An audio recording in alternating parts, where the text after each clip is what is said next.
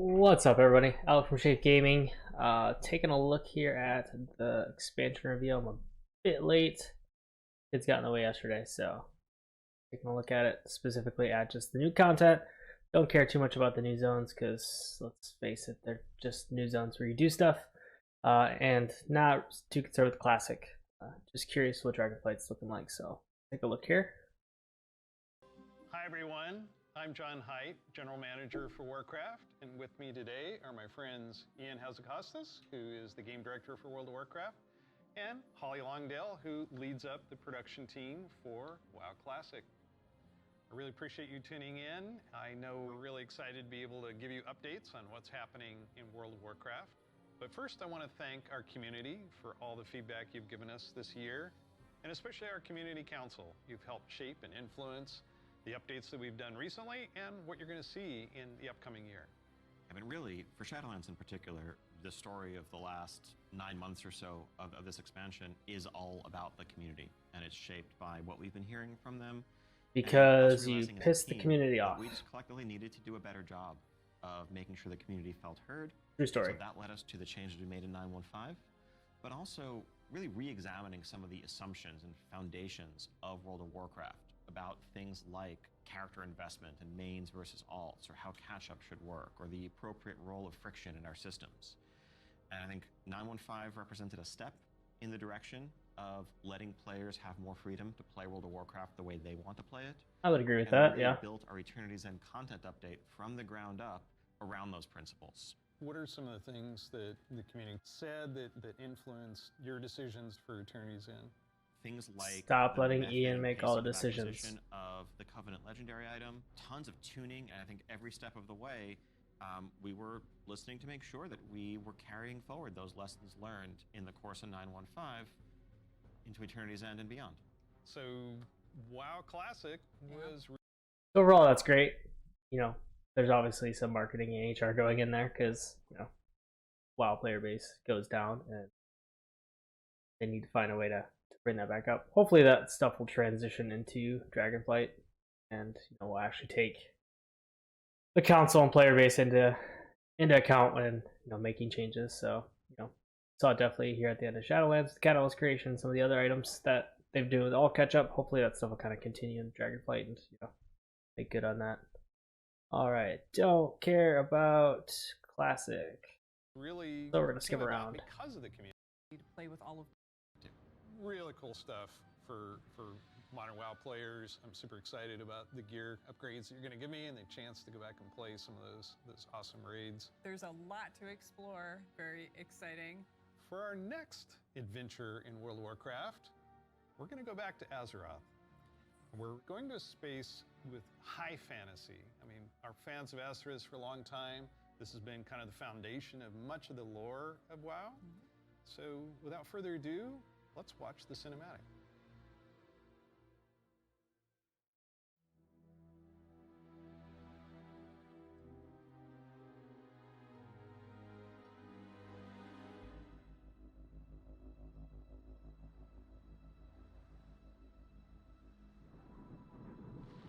The world has been sundered.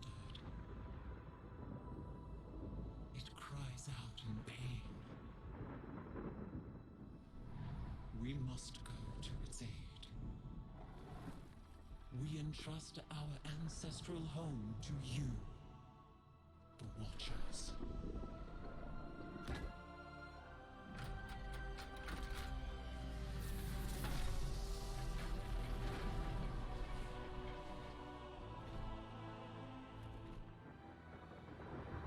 Let the land slumber, hidden even from our own eyes. You will feel our return in the waking of the land. Then you must light the beacon of Tearhold, lest the path home be lost to us forever.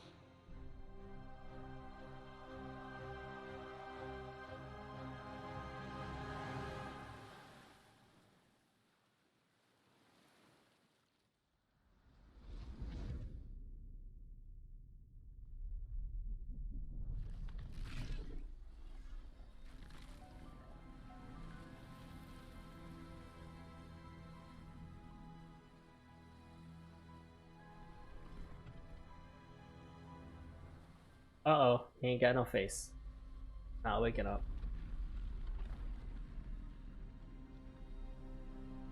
You guys are kind of neat. They remind me very much of old Irish. It's a lot of scenery.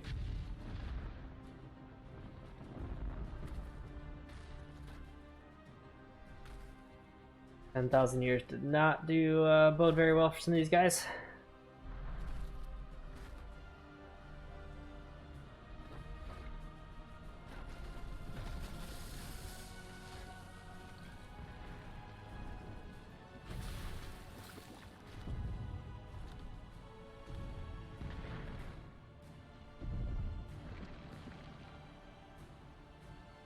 Very halls of lightning.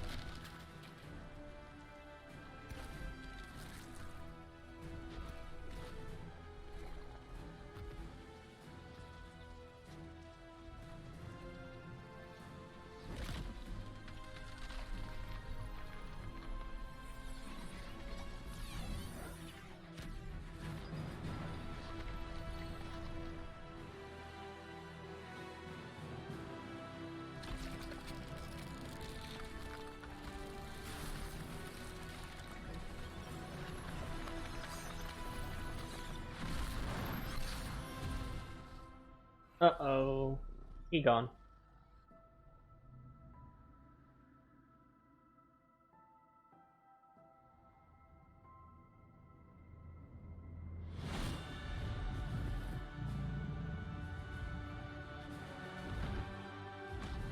Alex Straza can obviously teleport.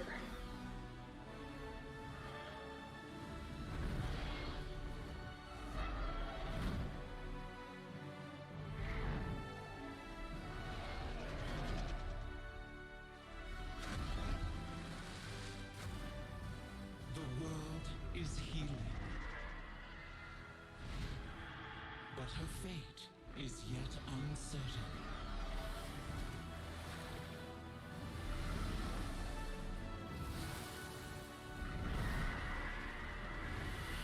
Together, we shall be Azeroth's protectors once again.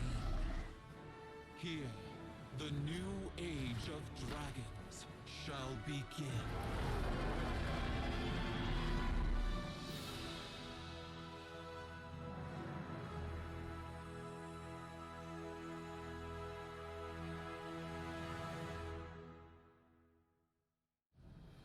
Dragons! Dragons. This is so cool. No one saw it coming. No I know. one saw it coming. Carefully kept secret. But seriously, I mean, AKA, what did we just see leaked there? it on The accident or awakening of purpose. the Dragon Isles, the return of dragons, the dawn of a new age.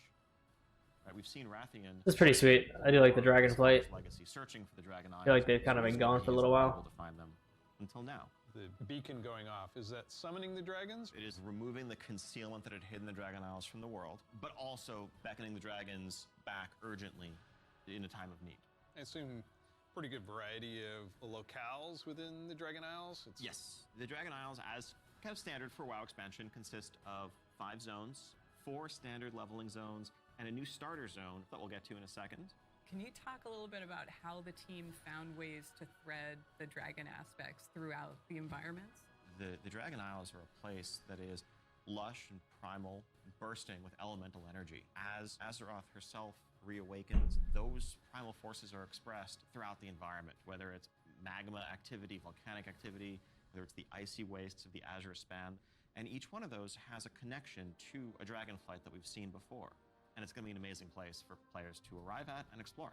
All right, you know I'm going to ask. Yes, okay, Can, so can I be a dragon? let's start getting into some features here and what Dragonflight means for you as well as just a place.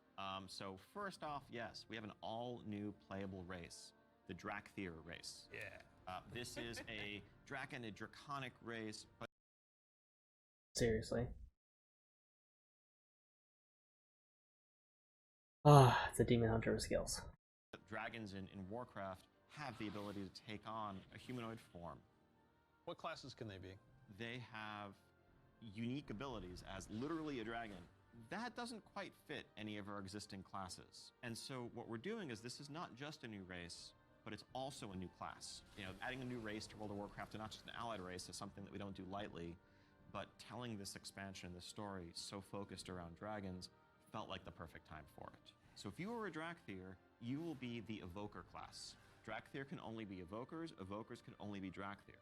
And the reason why only a Drakthir could be an Evoker is that an Evoker is really combining the ability to call upon the magic of the different aspects with the unique physical gifts that a Drakthir has. The ability to actually take flight and do an Onyxia-style strafing deep breath over the battlefield, land on the other side, knock everyone back with a wing buffet, and then unleash your magical abilities. Yes, please. The Evoker has two specializations. They're a hybrid of either ranged DPS or healer, and they wear male armor. We figured, you know, with the new hero classes we've added over the years, we have enough melee, we don't need more of those. And also probably don't need any more leather wearers. The raid leaders are going to love you for that. Exactly. This is definitely a hero class. And so that means that, you know, like the Death Knights before them or Demon Hunters, they will be starting level 58, and then they're going to have a new starter zone. So they're going to have a slightly different journey into the Dragon Isles as opposed to the rest of us that are sailing there from other parts of Azeroth. Can you talk a little bit about the customizations? Like what is going to be able to identify my Drakthir character? Basically anything and everything. You know, skin color, hair color, jewelry, tattoos, other adornments. You can make this character the expression of your identity in Azeroth. New zone, new class, Yep. new race. Well, tell us about some of the system updates or features. So, of course, the new expansion brings with it, you know, new systems, new features. I think in recent expansions, one of the things we've tended to do is really have these deep features that were closely tied to a specific expansion that would then get left behind as we moved on. And we've heard loud and clear from players that, you know, it's kind of a bummer to start off every new expansion by leaving a large part of your character behind, by leaving a large part of your progression behind.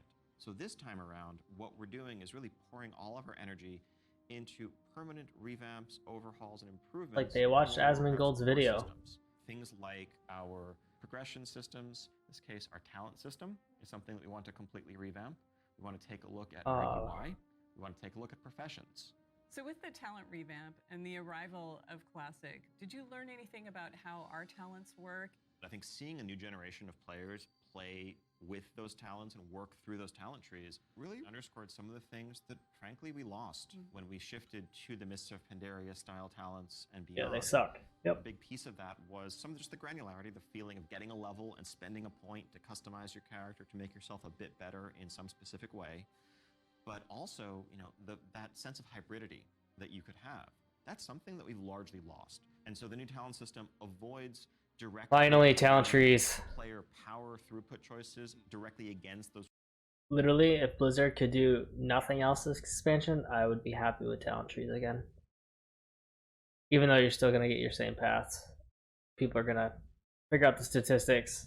Just being able to pick specific talents is just something that feels good, feels fun. Super happy about that. Utility hybrid choices, because we know that there's always a right outcome there. And we also understand that, you know, there's a lot of strength in the flexibility of the modern talent system to let players customize their talents for a particular encounter or for dungeons versus PvP, and we don't want to lose any of that. So John, UI? Oh my God. Yes, I got this 30-inch monitor trying to keep track of where I am on the map, all my buffs, and oh, over here, what's going on in chat. It has literally made my eyes go like this. So You're not alone in that. Get a smaller There's lot of monitor. Incremental changes and additions over the years, but really this is a revamp. This is an overhaul. And so we're excited to really modernize the look and feel while staying true to the origins of World of Warcraft. Now, at the same time, we're not looking to take away the sort of power user customization there. Add-ons are still there if you want them, but we want a much better default out-of-the-box experience for all players, new and old alike. And can I reduce elements? Oh, time, it hasn't really changed in like forever. And see the beauty of Azeroth. When it comes to specific elements, as much as possible, we want to let players choose what to show and what to hide so that they can control it themselves. You mentioned professions. I have a critical question about this. Go on. Can I wear a chef's hat? Yeah, I knew it. Our approach to professions in Dragonflight is really all about delivering on fantasy and identity as a crafter. And so if you want to be a serious blacksmith, if you want to be a great leather worker, we want to deliver the ability to invest time and energy into that, become a master crafter, be able to make items that are in demand, interact with the community. One of the big pieces that we want to do to support that is a new work order system to have a bit more convenience than just spamming trade chat all day. But if you are someone, you're not yourself a blacksmith, but Break you the have auction a house bunch of again. mats and you want them forged into a great sword, you can put that work order up, list your mats, offer a commission, and a skilled blacksmith can come along and make you the weapon of your dreams. I think we left out one thing, though. You can be a Dracthyr, go to Dragon Isles. Can I have a dragon? What's the fantasy of dragons, if not soaring over the lands? And so we're really excited to introduce a feature that we're calling dragon riding. It's dynamic with everything from momentum to dive bombs, the ability to just sort of build that speed up and feel the world rushing past you in a way that should be much more exciting than traditional flight that we've made available in the past, but that's also available for players through a customizable dragon mount right from the start. So this is a skill you learn over time, right, to become an awesome dragon rider? Yes, you'll be able to sort of upgrade aspects of your flight, but you will have this new form of flight from the start. And the dragon companion that you have... Oh, I don't have to fight for flying. Get it from the beginning, that's good. A new thing for us for mounts. This is not just a generic dragon that everyone has, but a drake that is yours. What do you want That's pretty scales cool. to look like, horns, the shape of its head, other attachments, armor pieces, and more. Take your pick. This is so cool. So the Dragonflight expansion is going to see players leveling to 70, going to the all-new continent of the Dragon Isles, which consists of 5 zones, 4 standard leveling zones, and a new starter zone for our Pretty Dracthyr standard. class, as well as a range of systems revamps, such as a new talent system, an overhaul and update to our UI, and an entirely fresh look at professions with more depth than ever before. Also getting around the Dragon Isles is going to come in the form of dragon riding, which lets you customize and upgrade your own mount so that you can fly in a sense from the start.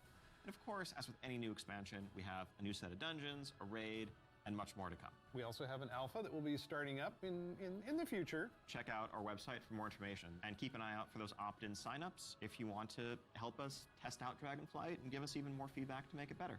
We do have a deep dive that follows this, so please stay around. Classic players, we haven't forgotten about you. You could probably... Alright, like I said, Wrathlich King, I love Wrathlich King, but I'm not going to play Classic, let's be honest. So we're going to skip around here. Don't really care about the new areas, because they're just areas you level in. Nothing super special. What other things do I have? Okay, Dracthyr, let's take a look at that. Hi, I'm Jake. I'm Andy. I'm Kali. And I'm Graham. And I'm really excited to talk to you guys today about the Dracthyr Evoker, our new race and class coming in Dragonflight. We're here to talk about not only the Evoker, but also dragon riding, which is our exciting expression into the exploration of the Dragon Isles. We knew with a dragon-themed expansion, we wanted to let you play a dragon. Not a big dragon, Alexstrasza size. That'd be tough to fit into raids. I'm sorry, Jake. Okay. I know. Fine. But a draconic humanoid. So the Dracthyr, created by Neltharion. And like our other hero classes, you get to choose if you want to start on the Horde or Alliance side on character creation. So let's talk a little bit about the Evoker, the class they can be. What's unique about it is It's because probably the my Dracthyr least are favorite design created so by far. an aspect, they have the ability to wield the magic of all 5 Dragonflights. So Evokers can take advantage of red magic and blue magic and bronze magic. And to show that, we created a visual, what we call a prismatic effect. This prismatic effect is basically the coalescence of all their energy as they channel it into whatever spell that they're going to cast. You have a red magic spell called Pyre. So when you shoot it out of your mouth, it twirls in the air with all 5 of the Dragonflight's magic as it turns into the red spell before landing on your enemies and exploding and hopefully burning them. I'll take that one. Getting that vibe across that they use all 5 was really important to us, but we did want to make sure that each specialization focused on 2, because casting 5 different colors gets a bit messy. So their damage dealer specialization, their first of 2, Devastation, mostly focuses on red and blue magic. Red being very fast and explosive, burning everything with Pyre, whereas blue is more focused and overwhelming. You can shoot a beam of energy out of your mouth to disintegrate one single enemy in front of you. There's a healer spec called Preservation. The healer spec is going to focus mostly on your green and your bronze. And now I have to magic. play So them the 'cause green they're is gonna healers. Be evocative of the Emerald Dream, your growth and your nurturing spells. And then you have your bronze magic, which is going to be more timey-wimey. So you get to heal a wound faster. So in addition to the visuals and the animation, which all make you feel very powerful, we really wanted the player to have a physical connection to the cast. We have a new type of spell called Empower, where when you actually hold down the button on your keyboard, it charges up the spell. The longer you charge it up, it might do more damage or hit more targets depending on the spell, but it gives you this really physical connection and control that's new for World of Warcraft, and I think is feeling really, really good. We have Feels some very great Lost Ark. animations. Thank you, Andy. Your You team. love it, Andy. You feel physical when you're casting your spells. You can actually fly around the battlefield and cast while you're flying. Raining fire and death from above. It's great. In addition to the gameplay, though, another part of feeling draconic is looking like a dragon. Well, we talk about dragons breathing fire, but you know what's actually fire? What's actually These fire? customizations. Oh my goodness. But no, they're really, really They're cool. awesome. Because you have both your draconic form and your humanoid form. And the customization options for both of them are amazing. They're very good. What about color? Just tell me you tell can us about the change the colors. color. You can do a lot of matching. So your Visage form can have scales that are the same color as your Drakthir form. But my favorite, super favorite part of customization for the Visage form, hair. Yeah. Because I can actually do this in game. Yeah. The check is here. We finally did it. As players make their way through each of the areas of the Dragon Isles, they'll partner up with the Dragonflights to move through the air as they've never done before. You'll notice I did not say flying, because flight has a very specific meaning for World of Warcraft. Yeah, it does. And we're talking about something new called dragon riding. And as the players are honing their dragon riding skills, they're going to get to see all new animations that go along with the different look and feel of the drakes. It's We're flying, aiming but you get a to couple shake extra up buttons. movement with this new basically. system, providing players with a deeper immersion with forces like momentum and gravity. We knew that for Dragonflight, we were going to have the opportunity to show players a whole new set of Dragon Isle drakes, completely unique from all the other things they've seen in World of Warcraft. And so we wanted to come up with a movement system that would add that sense of physics, weight, and gravity, like you were mentioning.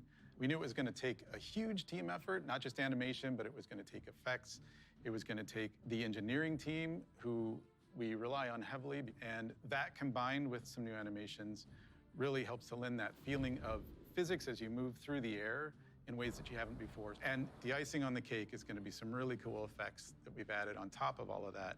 So for example, when you start hitting, maximum velocity, you're going to see contrails coming off the edges of the wings. And then as you do your rolls and spirals, you build up more and more speed. There's going to be some screen effects on the display to indicate that you're reaching maximum velocity, which really adds to the overall kind of immersion and sense of reality. As players make their way through the Dragon Isles, they'll discover new cosmetic options to fine-tune their Dragon Isle Drake's appearances. Things like snoots, horns, tails, This is pretty Dragon Isle interesting. Drake armor, and more. Good way to Nice keep people spikes. engaged. Definitely. Okay. We wanna Everybody loves provide their players with customization. all new skills to play with, as those who can use their momentum well can reach higher and higher heights and bring on new, more difficult challenges. We just have so many new gorgeous options to choose from, and I'm just so excited for all of them. I'm excited for the whole thing. I mean, it's been a lot of fun to work on, but I can't wait to actually get in the game, play it with you guys. I can't wait. I can't wait to fly around Dragon Isles. It's Yeah. gonna be great. Next up, you're going to hear about the talent revamp and the UI changes coming in Dragonflight.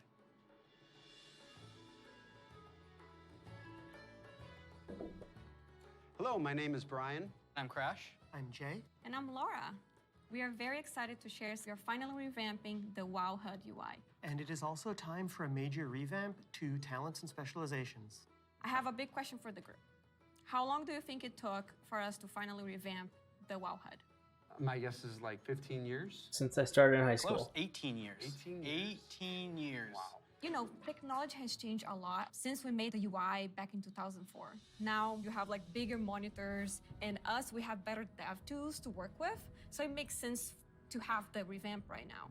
Also, if you look at the game today, the art evolved beautifully over the years.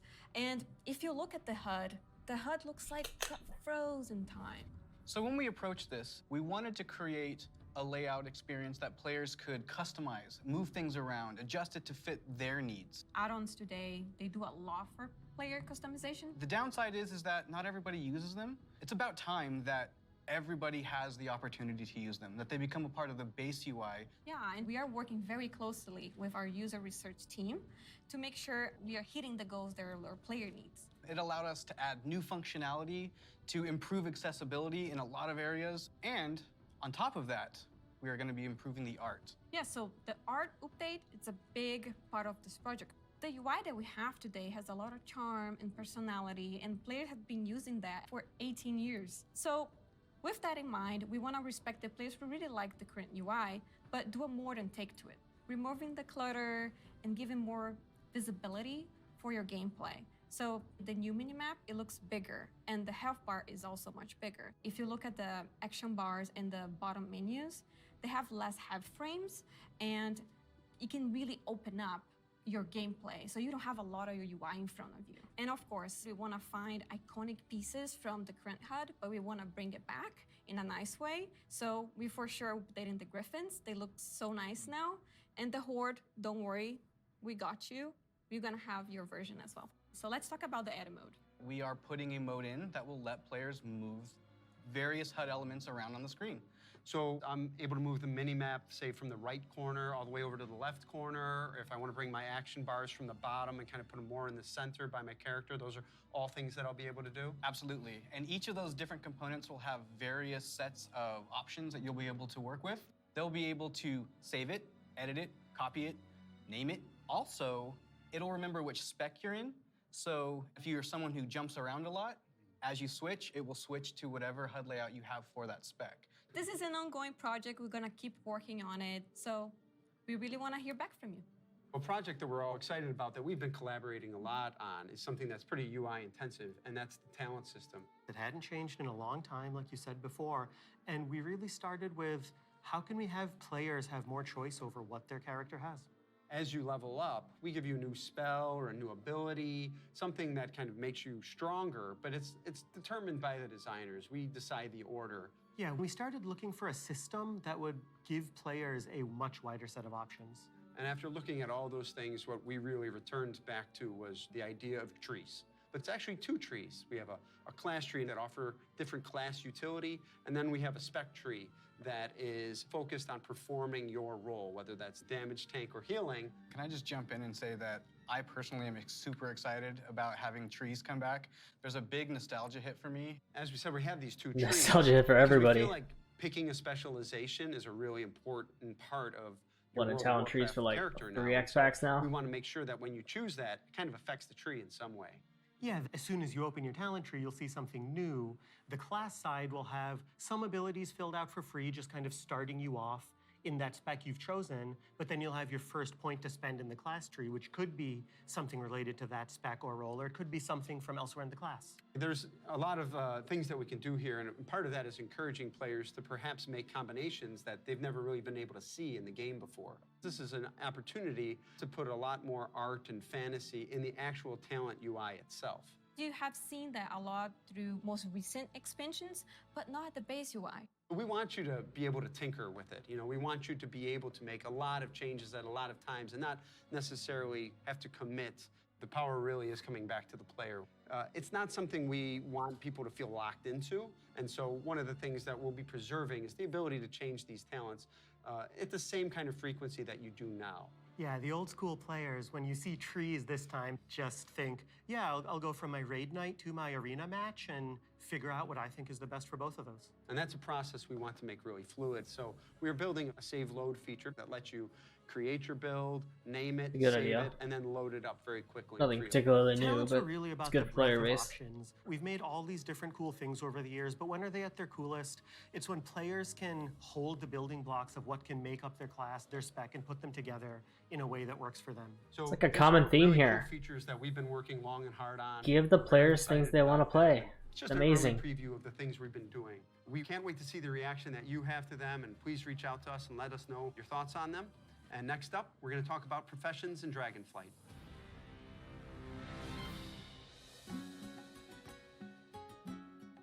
Hi, I'm Joanna. And I'm Eric, and we're going to talk about our plans for professions in Dragonflight.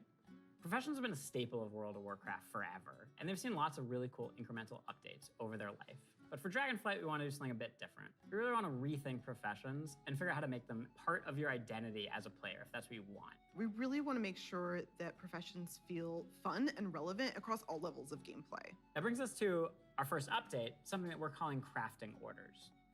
If you want to have something crafted for you, but you don't have the skill or the right profession to do it for yourself, you can have it crafted through a crafting order.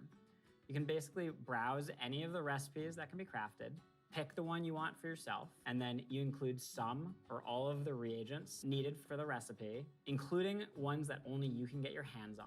You can find someone in person to do it right in front of you for you, or you can also go to an NPC and using an auction house-like interface, send the order out. If you're doing this, you can pick, do you want to send the order to anyone, sort of a public order, or do you want to only send it to your guild, or to a specific other player? Curious how It's a people friend get the you know orders, that if will it's a craft first come, really first well for serve you. type thing, If you or are really dedicated to your craft, you're some gonna be other the best at system. what you do. One of the coolest things about this is the item you had crafted can also be soul-bound. In the past, you could only get your hands on crafted soul-bound items by having that profession yourself. Now anyone can have them crafted for them, which Oh, is thank really God. neat and really expands the number of items that we can provide that are really powerful because everyone can have them crafted through the crafting order system.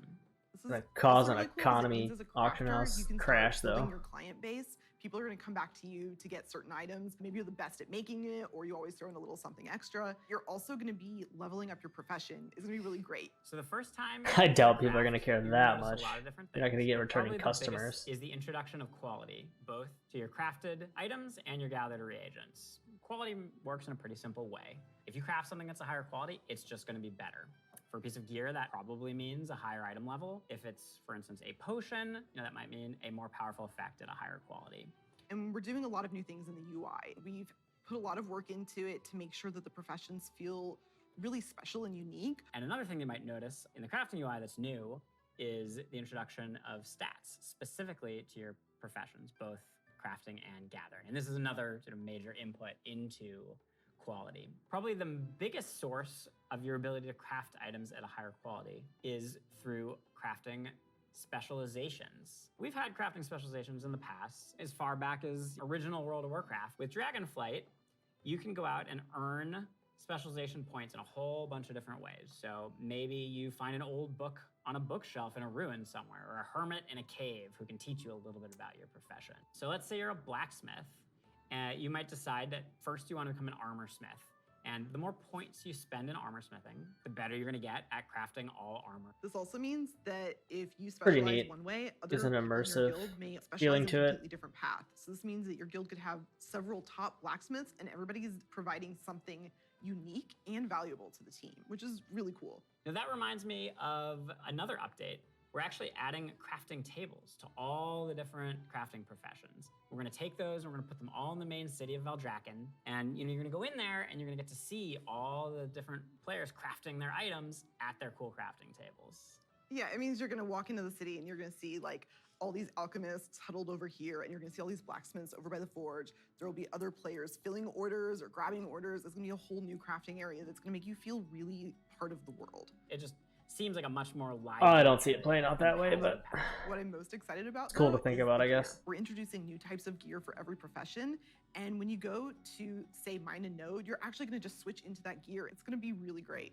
You're not going to have to carry that stuff around in your backpack anymore.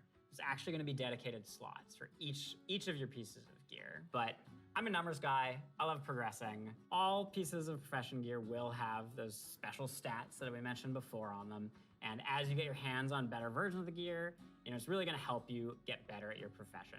I can't wait.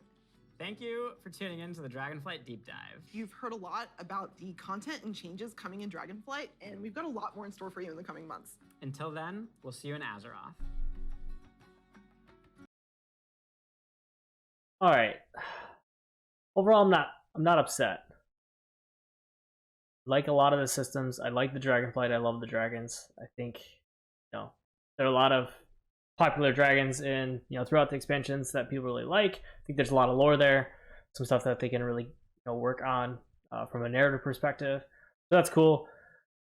I like a lot of the customizations, professions.